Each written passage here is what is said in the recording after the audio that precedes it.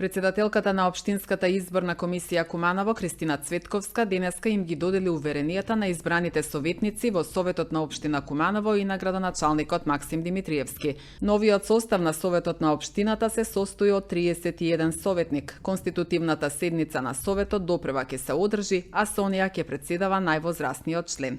Има одредени измени, Иван Стојковиќ, бидејќи постои судир на интереси, на негово место е изберен нареден советник кој што доаѓа, Срđan Ѓорѓевиќ.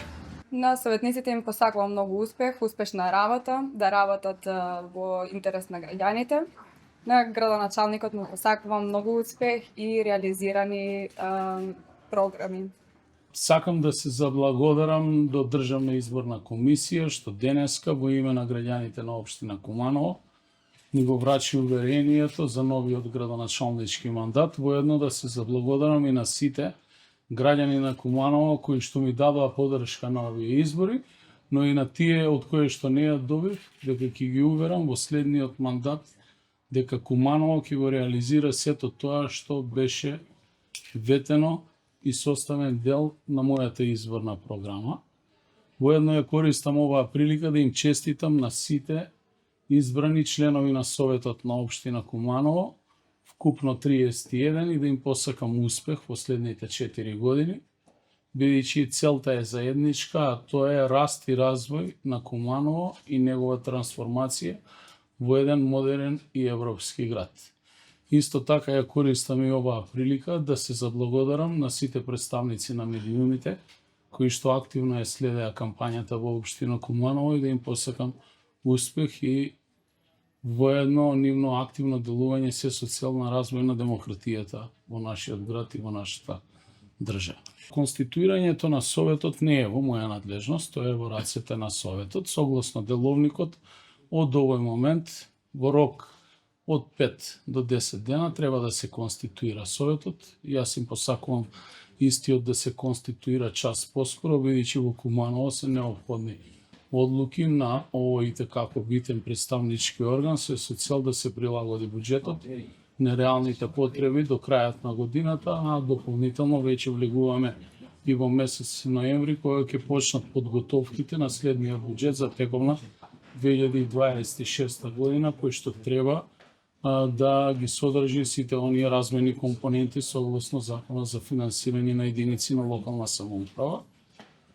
Исто така неопходен е избор на сите работни комисии, помошни комисии на Советот и воедно и сите оние истечени мандати на управни одбори, органи на управување на основни и средни училишта, јавни предпријатија и други јавни установи кои што се под надлежност на локалната самоуправа. Јас очекувам брзо конституирање на Советот. Повеќе од јасно е дека веќе мнозинството кое што е во централната власт застапено, исто така ќе биде представено и на локално ниво, а за деталите секако ќе бидете дополнително известени. Немало никакви договори по однос на распределби на места во предизборниот период, ниту пак предизборни коалиции. Имаше отворени поддршки од страна на знам кон кандидатите на ВМРО ДПМН низ целата држава, воедно и на ВЛЕН, а исто така јас како кандидат на знам ја добив поддршката на нашите партнери во владата од централно ниво, ВМРО ДПМН и ВЛЕН, и немало такви преговори и разговори. Тоа ќе се случува во следните денови. Кој ќе биде следниот председател на Советот, ќе видиме на самата конститутивна седница на Советот.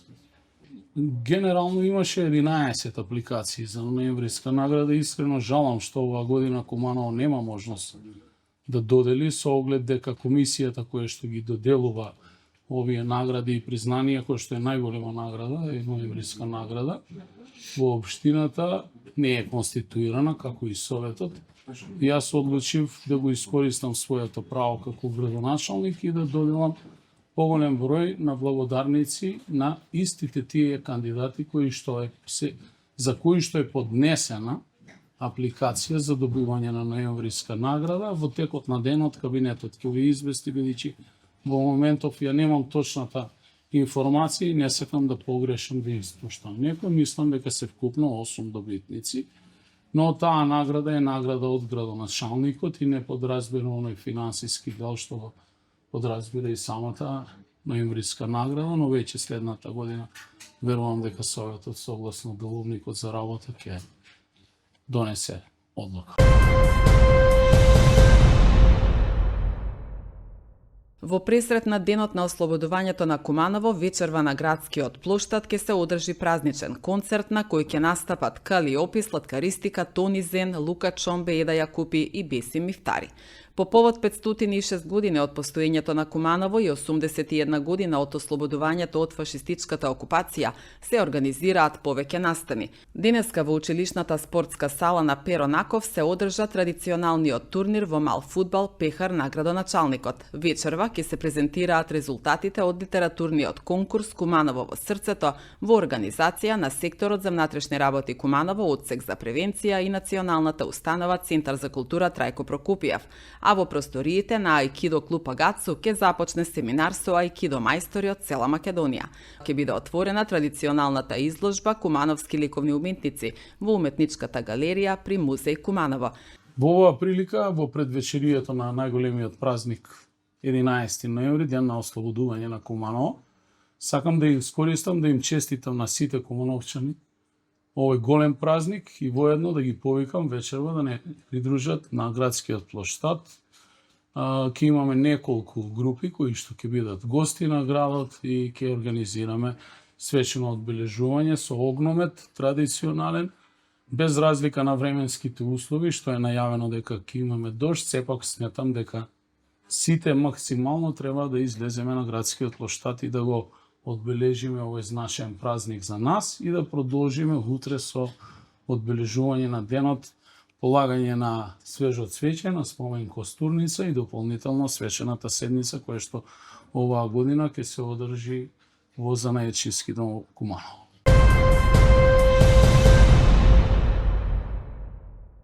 Во спортската сала вчера вечер се одржа манифестацијата Куманово танцува, во рамките на која настапија членовите од 6 танцови клубови од Куманово, во организација на Асоцијацијата за култура и уметност Мултиарт под покровителство на Општина Куманово и Советот. Танцовите клубови се представија со своите најдобри танчери и креативни кореографии пред кумановската публика во преполната сала. Идеен творец на проектот е Стојадин Ивановски Дине, а идејата веднаш беше поддржана од професионалните кореографи од Куманово, велат од Мултиарт. Вечерта беше збогатена и со настапите на Мартинијан Кириловски и училишниот хор на основното училиште Кочо Рацин под менторство на професорот Магдалена Божиновска.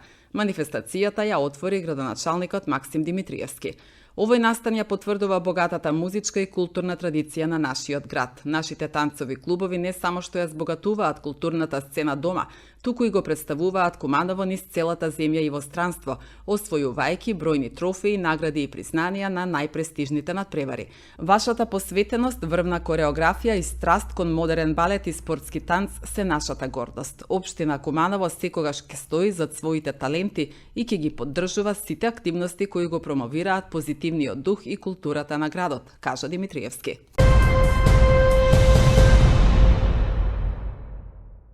Со свечена културно-уметничка програма, колективот и учениците на основното училиште Вук Караџиќ во петокот во Занаечиски дом го одбележаа јубилеот, 80 години од постоењето на училиштето и 238 години од раѓањето на големиот реформатор на српскиот јазик и азбука.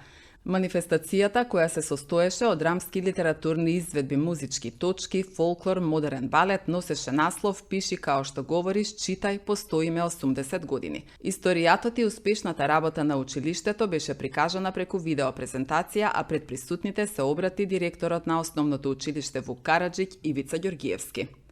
Но ние сакаме малку да избегаме стереотипот и да ни покажеме нешто кој Една голема благодарност до вас што не уностои без вашето присуство, е одбележи на овој свечен настан, патрониот празник, 80 години од постоење на нашето училиште Вук Караџиќ и 238 години од раѓањето на нашиот тапли. Мотото на новогодишната активност по повод патрониот празник е како што гледате позади, пиши као што говориш, читај, постоиме 80 години.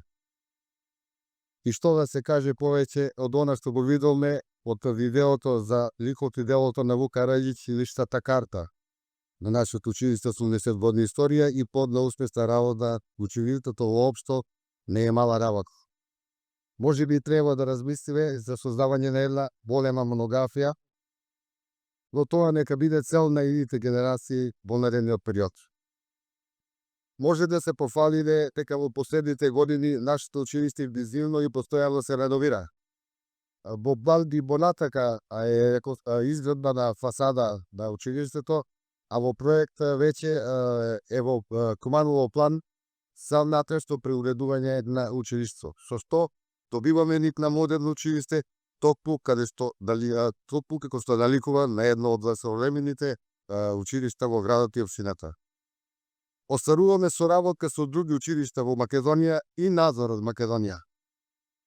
Со основните училишта Вук Караѓич од Сурчин и 22 октобар од Сурчин, Трајко Берич од Велико Родополо, општина Рамину, од Косово, Франце Прешер од Срештовци, Словенија, а имаме за цел да остваруваме соработка со сите училишта кои што го носат името Вук Караѓич од цела поредешта Југославија. Традиционално по повод патрониот празник, училиштето распишува литературен конкурс со наслов «Визија за моето училиште во иднина», на кој првите 3 награди им припаднаа на учениците. Анастасија Колевска прво место, Хелена Трајковска и Марта Јордановска второ место, Никола Георгиевски, Анеса Мустафа и Драгана Петрушевска трето наградени.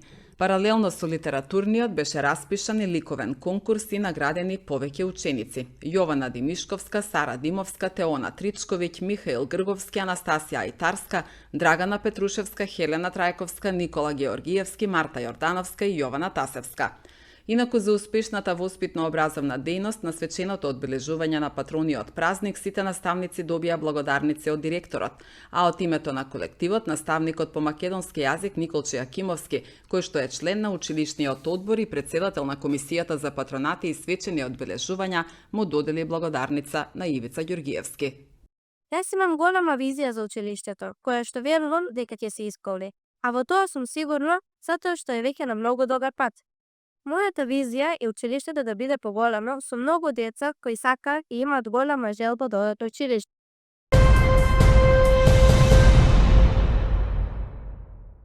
15 случаи на самоубиства и 12 пријавени обиди за самоубиство се евидентирани во секторот за внатрешни работи Куманово од почетокот на годинава.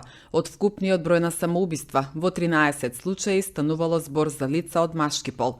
Слична е и минатогодишната состојба кога полицијата регистрирала 12 случаи на самоубиства, од кои 10 мажи, како и 19 обиди за одземање на сопствениот живот. Самоубиството не е решение. Доколку се соочувате со тешкоти или имате суицидни мисли, побарајте помош од стручни лица, лекар, психолог или доколку сте ученик од стручните служби во училиштата. Помошта е бесплатна и доверлива, апелира Александра Милевска, лиценциран психолог. Да, ова е многу важна тема и овие бројки покажуваат всушност се алармантни и ни покажуваат дека треба повеќе да обрнеме внимание на менталното здравје. Суицидот и обидот за суицид всушност може да бидат дел од една поширока клиничка слика, психички нарушувања, но исто така и кога личноста се соочува со тешкотија и болка кои ги надминуваат нејзините капацитети на справување. Спомнавте статистика да тоа е точно дека се почесто се јавува кај мажите изминативе години, но исто така важно е да се напомене дека кај мажите почесто резултира со фатален исход, иако и жените имаат голем број обиди за самоубиства, но смртниот исход кај нив е со пониска стапка. Исто така, овие бројки не се само во Македонија, туку и на глобално ниво, но важно е да се каже и дека старосната граница повеќе од половина од случаите се под 50 годишна возраст. Ризиците се психички нарушувања, исто така и хронични болести.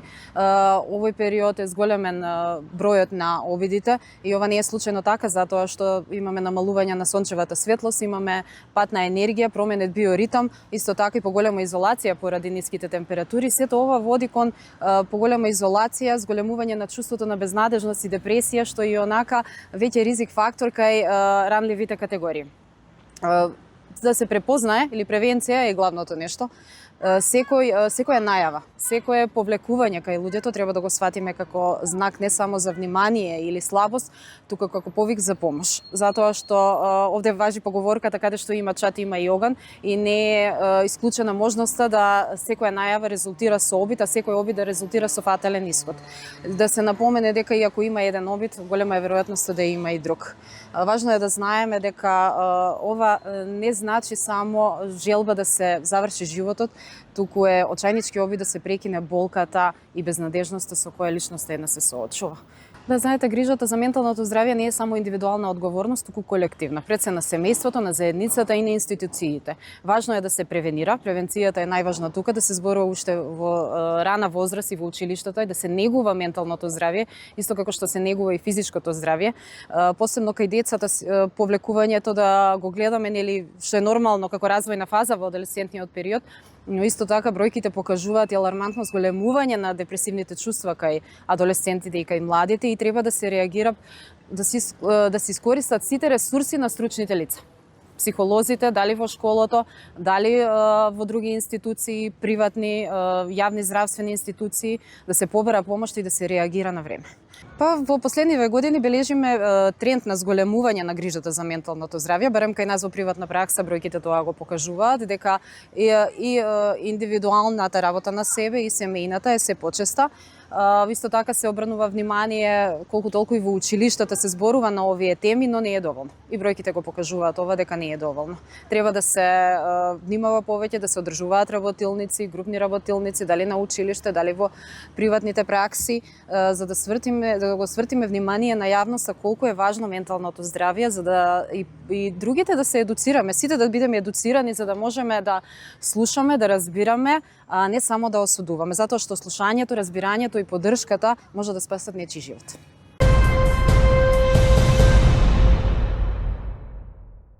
Одржана е петата ИПА средба во Куманово во периодот од 7 до 9 ноември годинава, во чии што рамки на 8 ноември во 19 часот во училиштето за основно музичко образование Панче Пешев во концертната сала се одржа и редовно годишно собрание на ИПА регион Куманово, информираат надлежните од ИПА.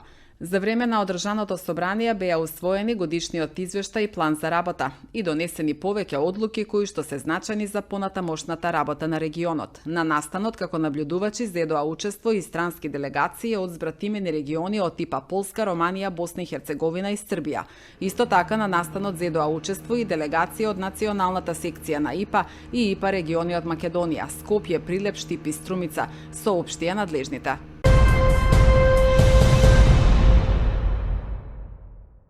Кикбокс клубот Предаторот Куманово освои 5 медали на престижниот интернационален кикбокс куп Кутина Опен во Хрватска, кој оваа година се одржа по 26 пат и собра над 900 борци од 92 клуба од целиот свет. Златен медал освои Наум Милановски во јуниорска категорија до 79 килограми. Од клубот вела дека се презадоволни од неговиот настап, нагласувајќи дека Милановски цела година носи злато за клубот и градот Куманово. Сребрен медал освои Никола Николовски во категоријата до 84 килограми. Бронзени медали освоија Димитар Давидковски, Данило Методиевски и Максим Божиновски. Без медал, но со стекнато искуство се врати Марио Радевски, кој победи една борба во кадетска почетничка категорија до 63 килограми, но не успеа да се пласира во полуфинале. Тренерот на клубот Јован Крстевски истакна дека ова им е второ учество на купот Кутина Опен, а со освоените 5 медали клубот е рангиран на 44-тото место. Според раководството на клубот, по успешниот настап, турнирот ќе биде вклучен како редовен дел од надпреварувачкиот календар на клубот.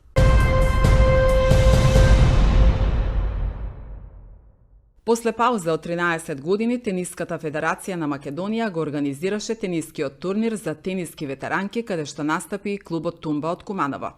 Нашиот настап на турнирот беше одбележан и со одличен резултат, каде првото место го освои нашиот представник Марија Златевска, додека трето пласирана беше Катерина Димковска. Одличен настап имаше Драгица Томовска, која својот настап го заврши во четвртфиналето. Турнирот помина во одлична организација и мечевите се одиграа на тениските терени на тенискиот клуб Мондана во Скопје. Одличната недела на успеси на нашиот тениски клуб ја круниса и нашиот член Алексеј Стојановски, кој го освои завршниот мастерс тениски турнир за јуниори до 14 години, соопштија од тенискиот клуб Тумба Куманово.